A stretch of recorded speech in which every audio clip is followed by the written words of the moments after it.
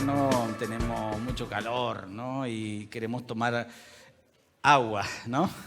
Queremos tomar algo fresco, agua. Entonces, como a veces sacamos del dispenser o de la canilla el agua, queremos enfriarla con algo, ¿no? Entonces ponemos un hielo, un cubito como este que tengo acá, y nos damos cuenta de una cuestión, ¿no? Desde que somos chicos nos vamos dando cuenta de que aunque el hielo es un cuerpo con un peso, en vez de hundirse hasta el fondo, ¿qué es lo que hace? Flota. Y ustedes cuando eran chicos no se daban cuenta, yo tampoco, no lo sabíamos, pero nos fuimos dando cuenta a medida que fuimos creciendo por la experiencia. Íbamos poniendo un cubito en los vasos y íbamos dando cuenta de que ese cubito flotaba. Entonces, nosotros no podíamos explicarlo científicamente a eso, pero sí lo empezábamos a notar y lo incorporábamos. Sabíamos que al poner un cubito en el agua, ese cubito no se iba a ir para el fondo, sino que iba a flotar. Y esto tiene una fundamentación científica, ¿no? Cuando el agua se enfría, se contrae en el volumen que tiene como todos los cuerpos, y al alcanzar los 4 grados Celsius, cesa de contraerse, su estructura se dilata hasta transformarse en hielo en el punto de la congelación, como vimos recién, y al ser el hielo menos denso que el agua, finalmente puede, en vez de hundirse, flotar en el agua. Esa es la aplicación científica de algo que nosotros, por la experiencia, ya sabíamos, ya lo habíamos aprendido. Es lo mismo que, no sé si ustedes alguna vez se preguntaron o ven los canales como National Geographic, que uno ve los grandes barcos, las grandes embarcaciones que fabrican y las bajan del puerto al agua. ¿Y qué hace el barco? ¿Se hunde? No, flota. ¿Y alguna vez se preguntaron por qué un barco flota? ¿Por qué algo que pesa toneladas y toneladas, en vez de irse al fondo del mar, se queda flotando? Eso también tiene una explicación científica. En cambio, nosotros, si tendríamos que ir al Uruguay, iríamos y tomaríamos el buquebús y ninguno de nosotros tendría duda de que ese buquebús va a salir de Buenos Aires y va a llegar al Uruguay. Pero detrás de esa seguridad, de esa certeza, hay una explicación científica, pero también hay, ¿qué cosa? Una experiencia, porque yo vi que la gente se subió a ese buque y llegó hasta el otro lado. O yo alguna vez viajé en ese buque y llegué al Uruguay. Entonces, la palabra que grafica esto de la experiencia por la teoría en vez de la explicación científica se llama empiria. Diga conmigo, empiria. La empiria es lo que explica que sepamos cosas que no tenemos la fundamentación científica, pero la sabemos. La palabra en sí deriva de la palabra griega empeirikos, que significa experimentado. Y en el mundo de hoy, la palabra empiria se refiere a la recolección de datos utilizando evidencia que se obtiene a través de la observación y de la experimentación. Hace 2000 años atrás hubo un hombre que tuvo una fuerte y extraordinaria experiencia que marcó su vida para siempre. Y a partir de esta empiria, de esta experiencia, este hombre empezó a fundamentar el cambio que tuvo en su vida. No pudo explicarlo en otros términos, no pudo explicarlo de otra manera, solamente a través de la experiencia. Y yo quiero destacar la historia de este hombre en esta tarde, para hablarles de cuán importante es vivir la experiencia de la fe para contarles a otros esa experiencia de fe. Por eso mi mensaje de hoy se va a llamar Empiria, el poder del testimonio. Y para ello quiero que leamos Juan capítulo 9, verso 1 al verso 25. Pueden buscarlo, amigos que están mirando en algún momento este mensaje también, con su celular, con su Biblia. Al pasar Jesús vio a un hombre ciego de nacimiento. Verso 24. Entonces volvieron a llamar al hombre que había sido ciego y le dijeron: da gloria a Dios, nosotros sabemos que ese hombre es pecador. Entonces él respondió y dijo: si es pecador, no lo sé. Una cosa sé, que habiendo sido yo ciego, ahora veo. Y este relato es emocionante. En este relato se nos cuenta de un hombre que estaba ciego. Dice el texto que estaba así, ¿desde qué momento de su vida? Nacimiento, él nació ciego. Y habla de hombre, no sabemos cuántos años tenía, pero no era un niño, no era un adolescente, no era un joven, era un hombre. Así que muchos años de vivir en esa situación de ceguera. Lamentablemente los discípulos entran a la escena de este maravilloso relato no con la mejor intervención, ¿no? Arrancan la escena o intervienen en la escena con el discurso de los religiosos de la época. Qué difícil es a veces evitar caer en la religioso, ¿no? Qué difícil a veces, incluso miren, estos discípulos estaban tiempo con Jesús ya, aún así seguían influenciados por los religiosos de aquel entonces. Los discípulos, influenciados por los religiosos de la época, le preguntaron al Señor: ¿quién pecó, Señor, para que este hombre esté ciego? ¿Pecó él o pecaron sus padres? A lo que el Señor le responde que no se trataba de eso, aunque era una pregunta razonable, porque la Biblia enseña que el pecado es la principal causa del sufrimiento. El sufrimiento en el mundo se inaugura a partir del pecado, a partir de la caída de Adán y Eva, surge el sufrimiento sobre la faz de la tierra y sobre todo los seres humanos. Pero muchas veces, individualmente, no hay relación directa y proporcionada entre el pecado y la desgracia. Si no, preguntémosle a Job. ¿Cómo dice la palabra que era Job? ¿Un hombre? Sin miedo, ¿un hombre? Un hombre justo. Pero ¿cómo terminó ese hombre justo? ¿Cómo le fue a ese hombre justo? ¿Le fue bien o le fue mal en un momento de su vida? Le fue mal, perdió su familia, perdió su ganado, perdió su salud, aunque él era justo. A veces las desgracias y los sufrimientos no están directamente relacionados con nuestro pecado. Pero los religiosos piensan que sí. Si vos no tenés para comer, es porque hay pecado. No solamente los religiosos, los pseudo religiosos, los pseudo cristianos, los pseudo maestros de la palabra, muchas veces enseñan para manipular a la gente: vos estás así por esto, vos estás así por pecado, ¿cuál es tu pecado? Y la gente busca y dice: yo soy pecador, pero estoy tratando de hacer bien las cosas. Y te miran y te diagnostican tu sufrimiento a partir del pecado. En ocasiones no es así. El Señor responde que ni él ni sus padres pecaron, sino que nació así para que se manifieste en él la obra del Señor Dios Todopoderoso. Amigos, yo no quiero romantizar el sufrimiento, ¿no? Es decir, no quiero hacerles caer bien a ustedes la idea de sufrir, pero ese es el sentimiento más hermoso de nuestras penas y dolores. Son la señal de que Dios está. El sufrimiento es la señal de que Dios está y que Dios tiene poder para hacer algo bueno, aún a pesar de las cosas malas que nos suceden. Ese es el sentido del sufrimiento. El problema es que a veces vemos el sufrimiento como el fin de las cosas, pero el sufrimiento no es el fin de las cosas. El sufrimiento es la antesala de algo bueno que Dios quiere hacer con nosotros. ¿Me explico? No tiene que terminar así. Cuando Dios está, no va a terminar así. Va a ser algo mejor después de eso. El problema es que a veces nuestra vista es corta y vemos el sufrimiento como el fin de las cosas.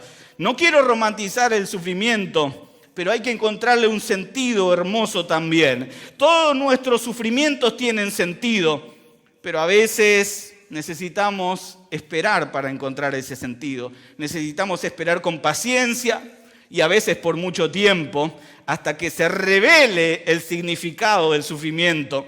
¿Cuántos años el ciego de nacimiento tuvo que esperar? ¿Cuántos años de ceguera absurda, de noches incomprensibles, para que pudiera brillar la alegría de ese día en el que fue sanado? Y para él fueron exactamente la cantidad de días, años y meses necesarios para que cuando recobrara la vista, no solamente pudiera encontrar la salud en sus ojos, sino también la salvación. Algo mucho más grande, algo mucho más poderoso. Y yo pregunto, ¿cuánto tiempo tendrás que esperar vos? ¿Cuántas tendrás que pasar? ¿Cuántos días de no saber literalmente lo que va a suceder mañana tendrás que esperar. Y yo no lo sé, amigo y amiga, pero lo que sí sé por la enseñanza de este texto es que en algún momento vas a volver a ver, en algún momento vas a ver un milagro en tu vida. Y no solamente eso, sino que eso va a tener un sentido más amplio para vos también. Con el milagro llegará la salvación a tu vida. Y no solamente a tu vida, sino a la vida de tu casa, a tus seres queridos. Y también con eso llegará la comprensión de ese momento y de todos los momentos que vendrán para saber esperar en Dios, no solamente ahora, sino también en los sufrimientos que vendrán más adelante. Y saber que esperar en Dios vale la pena, porque detrás del sufrimiento Dios tiene algo bueno preparado para nosotros. Entonces es maravilloso lo que este relato nos habla, comprender a partir de ese momento que todos los momentos que vendrán en nuestra vida también van a finalizar de esa manera. Saber esperar en Dios, pase lo que pase. Entonces también vas a poder ser de ayuda para otras personas, para otros y para otras, sin caer en el lugar común de los religiosos que en vez de ayudar, en vez de orar y en vez de acompañar, se preguntan: ¿quién pecó, él o sus padres, para que estén así? Pero vos no vas a hacer esa pregunta ya, porque habrás entendido que el sufrimiento no necesariamente tiene que ver con eso, sino que el sufrimiento a veces es parte de la vida para que nuestro futuro sea mejor de lo que es este presente. ¿Cuántos dicen amén a eso? Amén. Y es que, amigos y amigas, hay también muchos tipos de ceguera. Cegueras físicas como cegueras espirituales. Y en lo físico está la ceguera radical, esta que vemos en el pasaje. Un hombre que es ciego, totalmente ciego, y durante toda su vida es ciego. Pero también hay otras causas y otras formas de ceguera. Personas que por un accidente de trabajo, quisando hierro con una amoladora, saltó una esquirla en sus ojos y lo dejó ciego, o por enfermedad, o a raíz de otra enfermedad. Por ejemplo, personas que quedaron ciegas a partir de la enfermedad de la diabetes. Entonces, enfermedades repentinas o enfermedades progresivas. Y en lo espiritual también hay muchas formas de ceguera. Las oscuridades y las dudas que ponen en duda nuestra fe. Aquellos momentos en que no vemos por ninguna parte, de ninguna manera, la presencia de Dios en nuestra vida. La ceguera respecto a nuestros propios autoengaños, de cómo es nuestra percepción de nosotros mismos. El evangelio de hoy, entonces, frente a este tipo de cegueras, es una invitación a dejar que Jesús toque nuestra ceguera y también la cure. Entonces, que no te sorprenda, amigo y amiga, que a partir de esta noche salgas viendo lo que no veías. Que no te sorprenda que salgas de esta noche, de este lugar, viendo lo que no veías. Y saliendo de este lugar diciendo: yo no veía esto. Yo no veía esto en mi vida. Yo pensé que era así. Fui pensando por la vida que esto era así, así y así. Y ahora me doy cuenta, mis ojos fueron abiertos y me doy cuenta que no era así. ¡Qué ingenuo que fui! Era un ciego, era un padre ciego, era un hijo ciego, era un esposo ciego, era una esposa ciega, era un cristiano ciego, porque había preconceptos míos acerca de cómo debía vivir cada área de mi vida, pero desde esa noche se cayeron las escamas de mis ojos y empecé a ver con claridad lo que antes me era difícil de ver. Que esta noche no te sorprenda de que empieces a ver cosas de tu propia vida que no veías. Vos creías que eras una cosa y te parabas frente al espejito, como el cuento cuando éramos niños: espejito, espejito, dime quién es. ¿Qué te decía el espejito? Vos sos más bonito. Y te creías ese cuento de que eras el mejor, de que no tenías falla, de que nadie podía decirte nada, porque todas te las sabías. De que nadie podía poner en duda algo de tu vida porque vos eras el mejor, eras la mejor. Y de repente se cayeron las escamas de tus ojos y empezaste a ver con claridad. Te empezaste a dar cuenta que estabas ciego. Estabas ciego en cuanto a cómo te veías a vos mismo y empezaste a dejar de lado esas cuestiones y a cultivar la humildad en tu vida. Que no te asombre que en esta noche salgas de este lugar y empieces a ver cosas de los demás que antes no veías. Y vos veías ciertas cosas y decías, este es así, esto es así, aquel es así, el pastor es así, el hermano es así, aquel pariente, aquel compañero es así, es asá. Y tenías una mirada acerca de las cosas. Que no te asombre que salgas de este lugar dándote cuenta que fuiste también alguien que estuvo ciego y que prejuiciaste a los demás. Y ahora te das cuenta de que aquellas personas que vos creías que eran malintencionadas, que eran una cosa, te des cuenta que en realidad eran algo mejor de lo que vos veías en ellos. ¿Me explico, amigos? ¿Me explico? Y que no te asombre tampoco, que no te asombre de que sea al revés, que vos pensaste que esas personas eran buenas, porque te adulaban y te decían que vos eras bueno, que vos eras el mejor. Y de repente te empezaste a dar cuenta de que esas personas te manipulaban, de que esas personas te querían tener cerca, de que esas personas querían obtener algo de vos. Y el Señor te limpia los ojos esta noche y salís de este lugar y te empezás a dar cuenta de que detrás de eso no había algo sincero, había manipulación, había engaño, había mentira por querer sacar provecho de tu vida. ¿Me explico, amigos?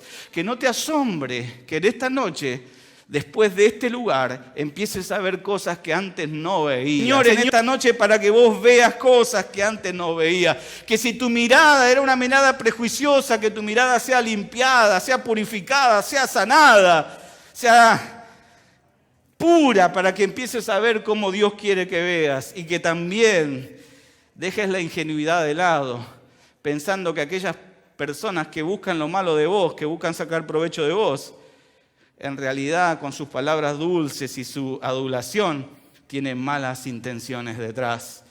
Yo en ocasiones, amigos y amigas, veo a algunos creyentes vivir más en la duda y en la especulación que en la fe. Siempre dudando, dudo por si acaso, están como Descartes, ¿no? Dudo de que dudo, la duda metódica, a mí me sirve más la duda. Voy dudando de todo, voy dudando del abrazo, mirá el abrazo que me dio el hermano. Y un hermano te dice, qué lindo ese abrazo que te dio la hermana, ¿no? La hermana viene y te dice, qué lindo el abrazo. No sé si será tan sincero. Y te convertís en una persona que duda de todo, que duda, que siempre está a la defensiva, que si te enseñan algo, como decía Carlos hoy, que si te enseñan algo, me quieren enseñar algo porque seguramente quieren algo de mí. No. Te vas a dar cuenta, amigo y amiga, que esas miradas, esa visión de la vida y de los demás, quizás tenga que limpiarse y purificarse.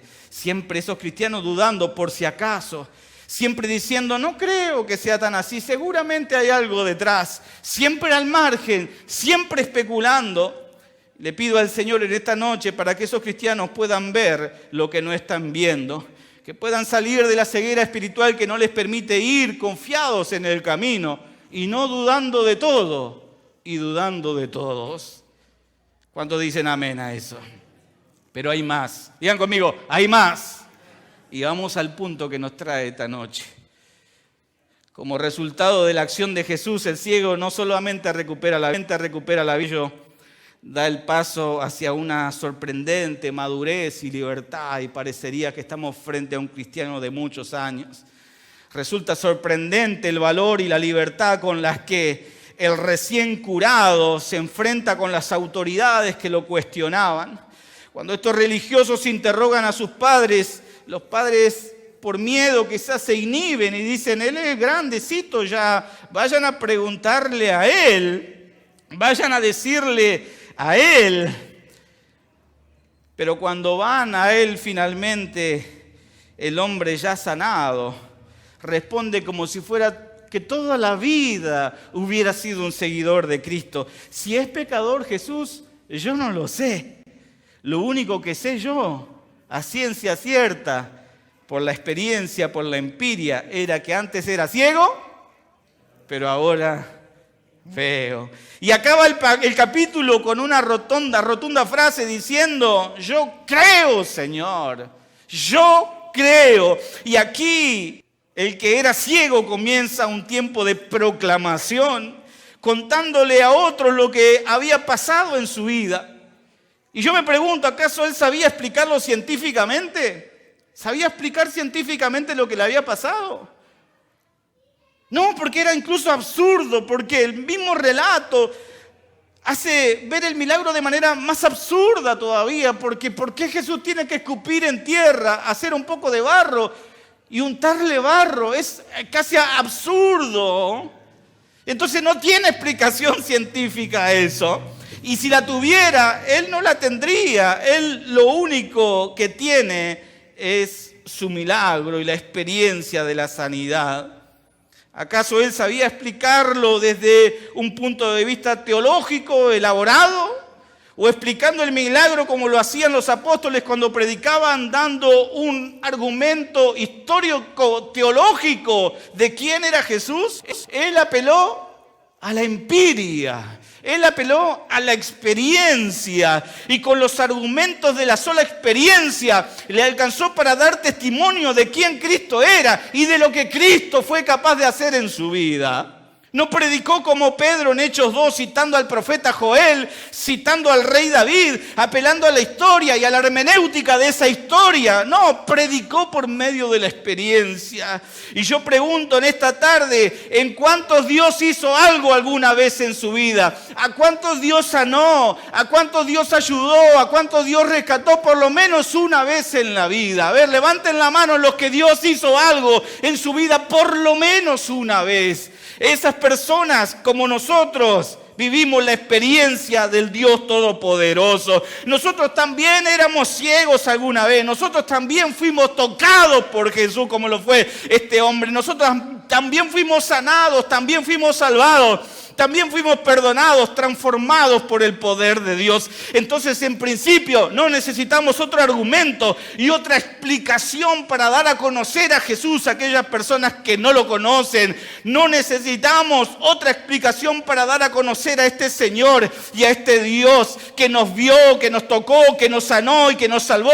Y en términos de Pablo, disfrutar por el puro afecto de su voluntad. Y si lo hizo con nosotros y a nosotros nos tocó, a nosotros nos miró, a nosotros nos salvó, y si fue capaz de vernos y rescatarnos y salvarnos a nosotros, no tenemos ningún tipo de duda que también lo puede hacer con esas personas, que también puede cambiar la vida de esas personas, que también puede rescatar a esas personas una vez más, una y otra y otra y otra vez.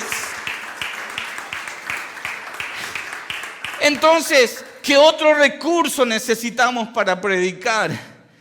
¿Qué otro saber necesitamos para proclamar al Jesús resucitado? El hombre que era ciego nos enseña, experiencia alcanza para anunciar a Jesús e incluso alcanzará para cerrar la boca de aquellos que no quieren creer o aquellos que te quieren dejar en vergüenza. O aquellos que quieren esperar, deja que hable el evangélico en la universidad, en el instituto, deja que hable el evangélico que cuando hable nomás se va a pisar él solo. Y a través de la experiencia esas personas tendrán que cerrar la boca, porque yo era ciego y ahora veo, y eso nadie me lo puede quitar. Eso nadie lo puede negar. Ellos también lo habían visto, por eso buscaban justificar. Eso no es el muchacho. Y fueron a los padres, este no es su hijo, ¿no? Sí, es nuestro hijo. Y pueden responder ustedes por él, no, vayan y pregúntenle a él. Y cuando van a él se encuentran con que él está seguro y convencido de qué es lo que le sucedió en la vida. ¿Qué otro saber necesitamos?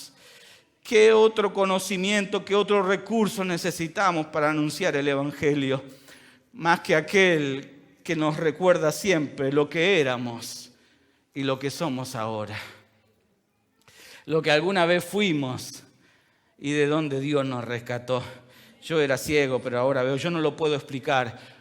Y yo me imagino al ciego porque un poquito irónico fue en el texto. Si quieren volver a leerlo en su casa de nuevo, como diciéndole...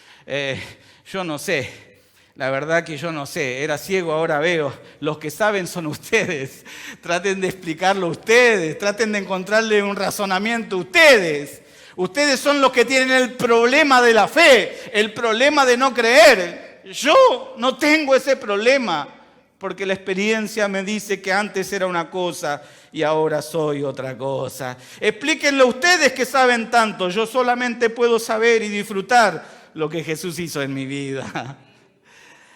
Por supuesto que va a pasar el tiempo y a esa empiria le sumaremos otras fundamentaciones producto de tu formación, de tu discipulado en la fe. Aprender que te sanó es el Hijo de Dios. Aprenderás que no solamente es el Hijo de Dios, sino que es Dios, coexistente con el Padre, eterno con el Padre, co-creador con el Padre. Siempre existió el que te sanó, así como existió Dios.